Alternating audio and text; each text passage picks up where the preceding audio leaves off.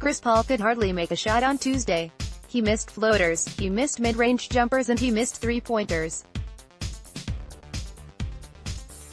Of his 10 field goal attempts, he missed 9, and some were the sort of shots he can make in his sleep. Paul did not, however, have a bad game. He had 10 assists, 6 rebounds and 2 steals to go with his meager 5 points. Paul controlled the game when the Houston Rockets' second unit went on runs at the beginning of the second and fourth quarters. The first time, they broke the game open. The second time, they held the Raptors off. Houston's 107-95 win was its 6th in a row. It is now 28-11 since its 11-14 start, tied for third in the Western Conference with the Oklahoma City Thunder and Portland Trail Blazers. The Rockets have their mojo again, and Toronto coach Nick Nurse told reporters he could see them making the NBA Finals. Some of their success can be attributed to the fact that they finally have a full complement of healthy, NBA-caliber players at their disposal.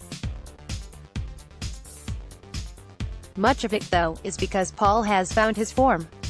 Before his rough shooting night at Scotiabank Arena, Paul had averaged 18.7 points, 10 assists and 6.2 rebounds with a 62.6% true shooting percentage in the 6 games after the All-Star break. This wasn't just a hot shooting stretch, though. Lately, Paul has been getting to his spots as easily as he did last season, rather than laboring the way he often did earlier this season. There is a pep in Paul's step, as evidenced by how excited he gets when he forces a big man to switch on to him. Look at what he did to DeMarcus Cousins during his 23-point, 17-assist, 2-34 without James Harden. There have been all sorts of classic CP3 moments on the Rockets' recent run. Against Miami, he calmly hit his patented mid-range jumper in crunch time. In Boston, he split a pick-and-roll the sneakiest way possible, confusing the Celtics as he set up Eric Gordon for a wide-open 3, and in Los Angeles, he hit a sidestep 3 over JaVale McGee's long, outstretched arms, the type of shot that you don't take unless you're feeling good about your game. Playing like this, Paul allows Rockets to dream.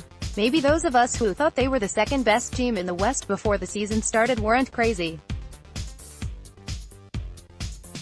Maybe, after the failed Carmelo Anthony experiment, the series of injuries and the scrap heap signings, they are still the biggest threat to the Golden State Warriors. We know that Harden and Paul can manufacture points against them. We know that, when Houston executes its switching scheme well, it can take them out of their flow. The argument against the Rockets being a real contender is that their defense isn't what it was 10 months ago. Their performances in Toronto and Boston were encouraging, but they ranked 25th in defensive rating on the season. They know that won't cut it in the playoffs. Reasonable people can disagree about how much upside they have on that end, but it wouldn't even be worth talking about if not for Paul, who turns 34 in May, playing like a superstar again. Months ago, it was not uncommon to see him described as washed. No one is saying that anymore. No team has got a point guard like that in the world, Houston wing Gerald Green said Tuesday, via the Houston Chronicle's Jonathan Fegan. We're lucky to have him. I'm lucky to play with him. Anytime I'm on the floor with him, it's a different vibe. I know what time it is. I know what to expect. I know what is coming. I know when the ball is coming. It feels a little obvious to spend this many words saying that the Rockets are more dangerous when they have 2 all-world players instead of 1. What makes them special, though, is that while some find their style off-putting, it is undeniably elegant in its simplicity. On just about every offensive possession, they want to spread the floor so that Harden, Paul or Eric Gordon can create. This version of Paul is necessary in order for this to work for 48 minutes and relieve some of the pressure on Harden. Had Paul lost a step, Houston would be just another decent playoff team. His resurgence suggests it can be much more than that. If he keeps this up, and the Rockets re-establish themselves on defense, this should be seen as the most important development in the league. Tatum doing superstar stuff. Gordon Hayward is understandably getting lots of love in Boston after his near-perfect 30-point outburst in the Celtics win against the Warriors on Tuesday and his game-winning shot against the Kings the next night. This feels like a big deal. They are much harder to handle when Hayward plays well, but Jason Tatum deserves some attention, too. Tatum led Boston with 24 points in Kyrie Irving's absence on Wednesday, and Hayward might not have been in a position to be the hero in Sacramento if Tatum hadn't made this clutch shot.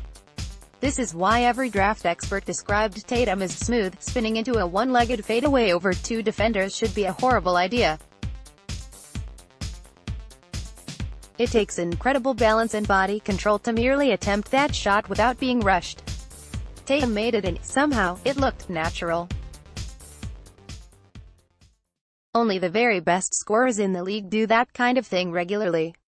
Even if you're not generally a fan of the mid-range game, you have to appreciate Tatum's ability to make something out of nothing. His upside rests on the fact that he can space the floor and guard multiple positions, plus he has a big bag of tricks. Look at this leaner after he gets Stephen Curry in the air. Neither of these plays, however, made me yell at the TV the way his chase down block on Kevin Durant did. I can't believe he just grabbed the ball like that. Watching Tatum, it's hard not to wonder what he could be doing if he was the undisputed No. 1 option on his team. It's also hard not to think about the fact that he could be a member of the New Orleans Pelicans in a few months. I get that Boston has to put him on the table if it wants to acquire Anthony Davis after the season, and I can't seriously argue that this would be a bad move. If I were a Celtics fan, though, I'd feel conflicted. When your favorite team drafts somebody with this much talent, you don't want to watch him turn into a star elsewhere. The mixtape, Lauri. If you haven't heard Lauri by Victor Nordis, the Finnish rap song about Lauri Markkanen, I am here to fix that. I can't say that I improved on the original music video, but I can say that I have tried to illustrate Markkanen's improvement with a mixtape, using the only song appropriate for something like this. There aren't a bunch of spot-up threes, pick-and-pops or simple face-up jumpers in the video, as everybody knows he can do that stuff. The fun part about Markkanen's breakout is that he has shown that he can score from anywhere. He pushes the ball in transition and makes wing-like plays off the dribble. Markkanen hasn't been all that efficient this week, but he has made so much progress over the past few months. Checking in on Kyle Lowry. With the exception of an underwhelming performance against Houston, Kyle Lowry has been awesome for the Raptors lately.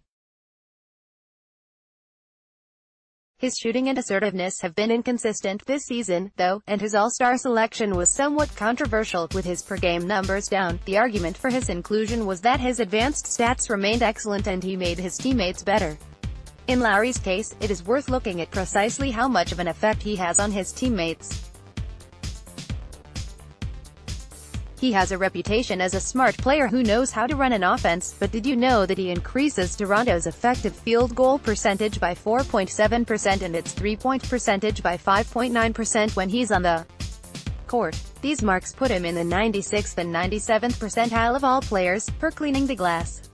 Another way to look at it, here is how the Raptors' role players have shot with and without Lowry on the court.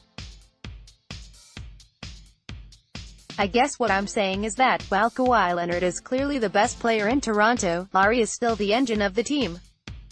Green says Cousins shouldn't be blamed for Warriors' defense. The Warriors are just 16th in defensive rating this season, and they've had some stinkers lately, including their 128-95 loss to the Boston Celtics on Tuesday. Opposing teams have targeted DeMarcus Cousins in pick-and-rolls, and Golden State has been reluctant to switch him on to smaller players, leading to some concern about how he fits on that end. On Wednesday, Draymond Green stuck up for his teammate, arguing that the big man shouldn't be the scapegoat. So many people are looking at the starting lineup and saying, "Oh, DeMarcus in there, the defense is worse," Green said, via The Athletic's Anthony Slater. "But our defense has been horseshit no matter who is in there." 3 things. 1. What a magnificent way to put it. Green remains one of the league's best quotes. Point 2. He is not wrong. The Warriors have given up 108.6 points per 100 possessions with Cousins on the court and 108.9 points per 100 possessions without him on the court. It is not fair to blame Cousins for all of their problems, as this is a broader issue that is mostly about their level of urgency in the regular season.